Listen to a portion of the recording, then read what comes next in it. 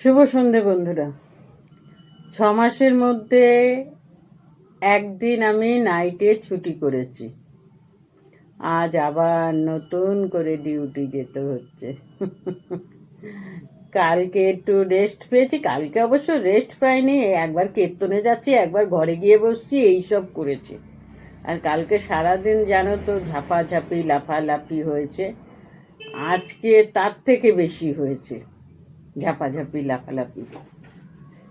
ই বাবা, আজকেও গোপাল শোয়ায়নি, দেখেছো? যাই হোক বন্ধুরা, আমার জামাটা ছাড়া আছে, গোপালকে শুইয়ে দিই। এই দেখো, গোপালদের উপরে শুইয়েছি আর রাধা মাধবকে নিচে শুইয়ে দিয়েছি। সত্যি কথা বলতে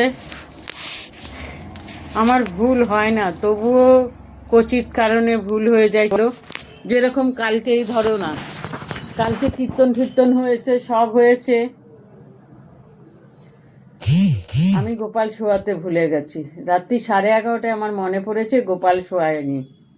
দাদাকে ফোন করেছি, দাদা ফোন তোলেনি। রাত্রি 11:30 না 11টা, যাই হোক, সেই গোপালটা বসে রয়েছে। আর গোপাল বসে থাকলে না, এটা গল্প কথা না গো, আমারও না ঘুম আসে না,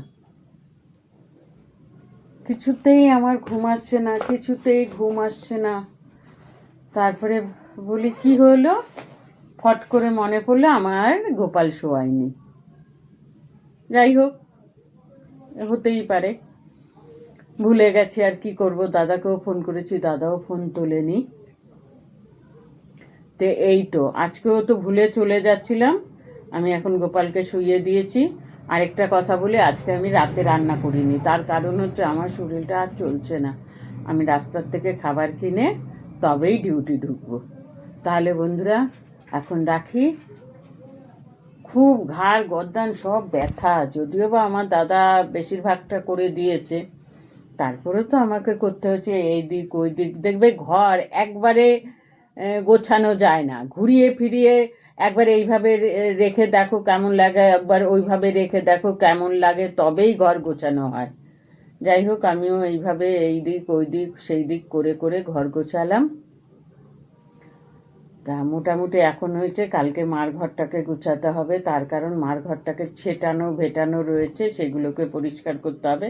আস্তে আস্তে করব, কোনো তাড়া নেই। রাখি বন্ধুরা, আসবো অন্য কোনো ভিডিওতে।